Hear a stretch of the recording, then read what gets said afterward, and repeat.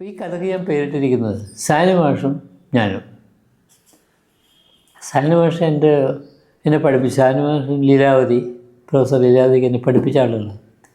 പിന്നെ മാരസ് കോളേജിലായിരുന്ന പ്രൊഫസർ ഭരതൻ, അവരെല്ലാം എനിക്ക് വളരെ ഇഷ്ടപ്പെട്ട, എൻ്റെ മനസ്സിലെ ഒരു വിഗ്രഹം പോലെയുള്ള ആളുകളാണ് ഇവരെല്ലാം. അപ്പോൾ സാനുമാഷ് അങ്ങനെ ഉണ്ടായിരുന്നു. സാനുമാഷ് എനിക്കൊരു ഗുരു കൂടെയായിരുന്നു. എൻ്റെ എല്ലാ കാര്യത്തിലും എനിക്ക് വേണ്ട സഹായങ്ങളും ഉപദേശങ്ങളും തരുന്ന, പഠിക്കുന്ന കാലഘട്ടത്തിലും അങ്ങനെയായിരുന്നു. എനിക്ക് നല്ല ഒരു ഗൈഡായിരുന്നു. ഞാൻ MA പഠിക്കുന്ന സമയത്തും സാറിൻ്റെ ഒരുപാട് സഹായങ്ങൾ, പലവിധ ചില കാര്യങ്ങൾ എനിക്ക് ഇവിടെ പറയാൻ പറ്റാത്ത സഹായങ്ങൾ അവർ ചെയ്തു തന്നിട്ടുണ്ട്.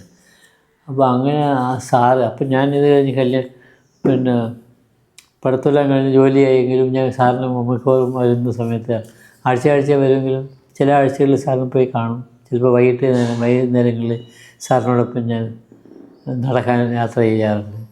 അങ്ങനെ ഒരു വലിയ ആത്മബന്ധം സാറും ഞാൻ തമ്മിലുണ്ടായിരുന്നു. അങ്ങനെ ഇരിക്കുന്ന സമയത്താണ് ഞാൻ ഒരു പുസ്തകം എഴുതി, മനഃശാസ്ത്ര കഥകൾ. ആ പുസ്തകത്തിൽ കുറേ കഥകളാണ് ഞാനിപ്പോൾ പറഞ്ഞുകൊണ്ടിരുന്നത്.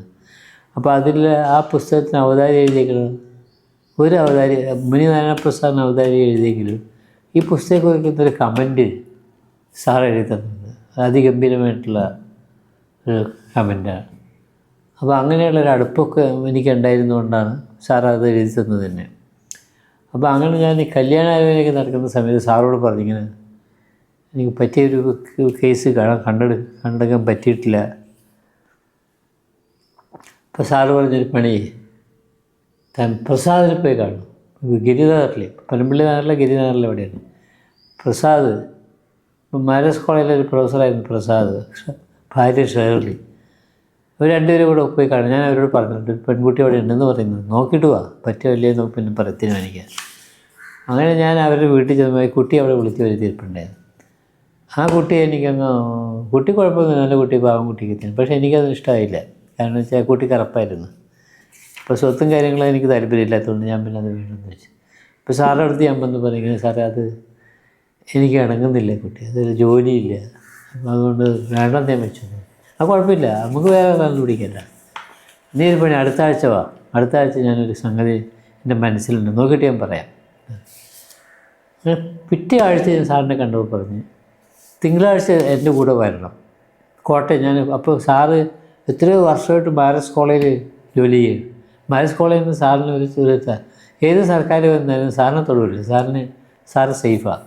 അപ്പോഴങ്ങനെ ഇരിക്കുന്ന സമയത്ത് ആ സമയത്ത് സാറിനോട് ഒരു 5-6 മാസം, ഒരു വർഷമൊക്കെ അവിടെ നിർത്താം, ഒരു പുതിയ കോളേജിലോട്ടൊരു മാറ്റം കിട്ടി പോയിട്ട് തിരിച്ചു വരാൻ വേണ്ടി സർക്കാർ അപേക്ഷിച്ചു. കാരണം വെച്ചാൽ സാറിനെ കളയാൻ ഇവർക്ക് ബുദ്ധിമുട്ടുണ്ട്. സാറ് ഒരു സാത്വികനായതുകൊണ്ടും വലിയ ദ്രോഹങ്ങൾ ചെയ്യേണ്ടെന്ന് വെച്ചിട്ട് ഇത്രയും വർഷക്കാലം, ഇപ്പോൾ എനിക്ക് ഒരു 10-20 വർഷത്തിൽ കൂടുതൽ മാരസ് കോളേജിൽ ഇരുന്നതാണ്, 20 കൂടുതൽ ഇരുന്നിട്ടുണ്ട്. അതിനുശേഷമാണ് സാറിനെ ഒരു വർഷത്തേക്കെന്നും പറഞ്ഞാൽ സാർ ഈ കോട്ടയം നാട്ടകത്തുള്ളൊരു പുതിയ കോളേജ് തുടങ്ങി, ഇങ്ങോട്ട് മാറ്റി. ആ കോളേജിൽ തിരുവനന്തപുരത്തുള്ളൊരു പെൺകുട്ടിയുണ്ട്, വരാൻ പറഞ്ഞു, എന്നോട് കാണാൻ വരാൻ പറഞ്ഞു. അങ്ങനെ ഞാൻ സാറിനോട് പോയി, ഞങ്ങളൊന്നിച്ച് തന്നെ ട്രെയിനിലാണ് യാത്ര ചെയ്തത്. പോയി സാർ അന്ന് ബോയ്സിൻ്റെ ഹോസ്റ്റലിൽ സാറിനൊരു മുറി ഉണ്ടായിരുന്നു. ആ മുറിയിൽ ഞാൻ പോയി, സാറ് കുളിയെല്ലാം കഴിഞ്ഞ് ഡ്രസ്സ് ചെയ്ത് വരുന്നതിന് ഞാൻ പുറത്ത് നിന്നു. അത് കഴിഞ്ഞ് സാറ് ഞാനായിട്ട് കോളേജിൽ വന്നു. കോളേജിൽ തൊട്ടടുത്ത് ചേർന്ന കോളേജിൽ വന്നു കഴിഞ്ഞപ്പോൾ ഒരു കോമൺ റൂമാണ്, ഒരു വലിയ കോമൺ റൂമിൽ ആ കോളേജിലുള്ള മുഴുവൻ ടീച്ചേഴ്സ് അതിനകത്ത്, ആണും പെണ്ണും എല്ലാം. പക്ഷേ പുതിയതായിട്ട് തുടങ്ങിയ കോളേജ്, അധികം അധ്യാപകരില്ല, ഒരു 10-30-40 അധ്യാപകരൊക്കെ അവിടെ വരുള്ളൂ. അതിൽ കുറേ സ്ത്രീകളും ഇങ്ങനെയൊക്കെയാണ്. അപ്പോൾ അവിടെയുള്ള അതിലൊരു എനിക്ക് പിന്നീട് ഞാൻ പരിചയപ്പെട്ട ഒരാളെന്ന് വെച്ചാൽ ഈ ദേശമംഗലം രാമകൃഷ്ണൻ്റെ ഭാര്യ അവിടെ ഉണ്ടായിരുന്നു. പിന്നെ ഒരു മറിയാമ്മ ഉണ്ടായിരുന്നു. അവരൊന്നും എനിക്ക് അറിഞ്ഞൂടാ, പിന്നീട് ഞാൻ പരിചയപ്പെട്ടതാണ്.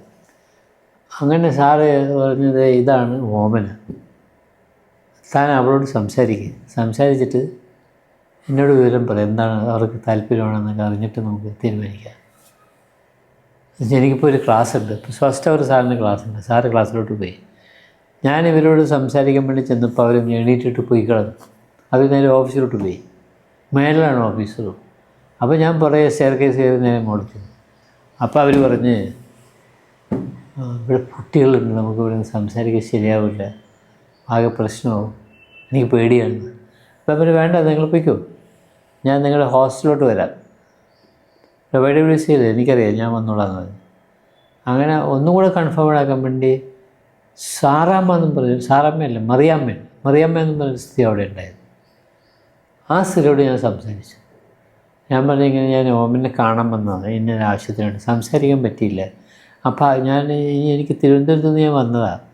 അപ്പോൾ ഇനി എനിക്കിത് ഇവരുടെ നോ, യെസ് ഓർ നോ എന്നുള്ള വിവരം മറുപടി കിട്ടിയാലേ എനിക്ക് പോകാൻ പറ്റുള്ളൂ. നോ എന്ന് പറഞ്ഞാലും കുഴപ്പമില്ല, പക്ഷേ എനിക്ക് മറുപടി കിട്ടണം. അതിന് ഞാൻ YWCയിൽ വൈകിട്ട് വരും, ഒന്ന് അവരോട് പറഞ്ഞേക്കണം വെയിറ്റ് ചെയ്യാൻ വേണ്ടി. അപ്പോൾ ശരി, ഞാൻ പറഞ്ഞോളാം. പക്ഷേ അവർ ഭയങ്കര വായാടിയാണ് ആ സ്ത്രീ. അവർ അവിടെ ആ ഹോസ്റ്റലിൽ YWCയിൽ താമസിക്കുന്ന മുഴുവൻ സ്ത്രീകളോടും പറഞ്ഞു, ഇങ്ങനെ ഒരാൾ ഒരു പെണ്ണ് കാണാൻ വരുന്നുണ്ട്, എല്ലാവരും ശ്രദ്ധിച്ചോളൂ, എല്ലാവരും നോക്കിക്കൊള്ളുക. ഈ പെണ്ണുങ്ങളെല്ലാം കൂടെ ഈ ഒറ്റ നില കെട്ടുള്ളൂ, അതിന് ടെറസിൻ്റെ മുകളിൽ കയറി നിൽക്കുക എന്നെ കാണാൻ. ഞാൻ വന്ന് കയറുമ്പോഴത്തേക്കും ഇങ്ങനെ ഏതോ കാഴ്ച ബംഗ്ലാവിൽ മൃഗത്തിനെ കാണാൻ വന്ന് നിൽക്കുന്നു, എല്ലാവരും കൂടെ ഇങ്ങനെ നോക്കി നിൽക്കുകയാണ്. അപ്പം എനിക്കിത് മനസ്സിലായി മറ്റവൾ പഠിച്ച പണിയാണെന്നുള്ളത്. എന്നാലും ഞാൻ അകത്തോട്ട് കയറിയപ്പോൾ വാർഡൻ എന്നെ ക്രോസ് ചെയ്യാൻ തുടങ്ങി. നിങ്ങൾ പെണ്ണ് കാണാൻ വന്ന ആളാണ്? അപ്പോൾ എനിക്ക് ഇന്ന ആളെ കണ്ടിട്ടാണ് എനിക്ക് പോകാൻ. അത് നിങ്ങൾ അവരെ അറിയിച്ചിട്ടുണ്ട്? ഞാൻ അറിയിച്ചിട്ടൊക്കെയുണ്ട്, വേറെ ആളും പറഞ്ഞിട്ടുണ്ട്. നിങ്ങളവരെ വിളിച്ചാൽ മതി, ഞാൻ കണ്ട് സംസാരിച്ചിട്ട് വേഗം അങ്ങ് പോകും. ഞാനവരെ കൊണ്ടുപോകാനൊന്നുമല്ല വന്നത്, കാണാൻ വന്നതാണ്. അപ്പോൾ ഞാൻ തെറ്റിച്ചിങ്ങനെ ഇത്തിരി ഉടക്കി സംസാരിച്ചപ്പോൾ അവർക്ക് മനസ്സിലായി പെശകായിരിക്കും. അങ്ങനെ അവരെ വിളിച്ചു കൊണ്ടുവന്നു. അപ്പോൾ വിളിച്ചു കൊണ്ടുവന്ന കൂട്ടത്തിൽ ഈ ശ്രീകുമാരി, ദേശമംഗലം രാമകൃഷ്ണൻ്റെ ഭാര്യ ശ്രീകുമാരി കൂടെ കൊണ്ടുവന്നു. അങ്ങനെ ശ്രീകുമാരിയായിട്ട് എൻ്റെ അടുത്ത് വന്ന് സംസാരിച്ചു. അത് കഴിഞ്ഞപ്പോഴത്തേക്കും കാര്യങ്ങളൊക്കെ പറഞ്ഞു. ഞാൻ എറണാകുളത്തിൻ്റെ സ്ഥലത്ത് എൻ്റെ വീട്ടിലാണ്, എൻ്റെ അച്ഛൻ ഇതാണ്, അമ്മ ഇതാണ്, അച്ഛനില്ല, മരിച്ചുപോയി, അമ്മയുണ്ട്, പിന്നെ ബാക്കി സഹോദരങ്ങൾ ഇന്നതാണ്. ചെമ്പഴന്തി ദേശം കോളേജിൽ വർക്ക് ചെയ്യാണ്. ഇപ്പോൾ ഒരു സർക്കാർ കോളേജിലാണ്, കുറച്ച് ഗമയൊക്കെ കാണും, സർക്കാർ ഉദ്യോഗസ്ഥരാണ്, പ്രൈവറ്റ് കോളേജിൽ അധ്യാപകൻ, അങ്ങനെയൊക്കെ കാണുമല്ല. പക്ഷേ ഇതൊക്കെ അങ്ങനെ ഉണ്ടായില്ലെന്ന് എനിക്ക് അറിഞ്ഞുകൂടായിരുന്നു. അപ്പോൾ ഞാൻ ഇവരോട് പറഞ്ഞു, ഇഷ്ടമാണ് ഇല്ലെങ്കിലും ഒന്നിനും ഇപ്പോൾ പറയാം, അല്ലെങ്കിൽ നാളെ പറയാം, ഞാൻ നാളെ വരാം, രണ്ടിലൊന്നും എനിക്ക് അറിഞ്ഞാൽ മതി.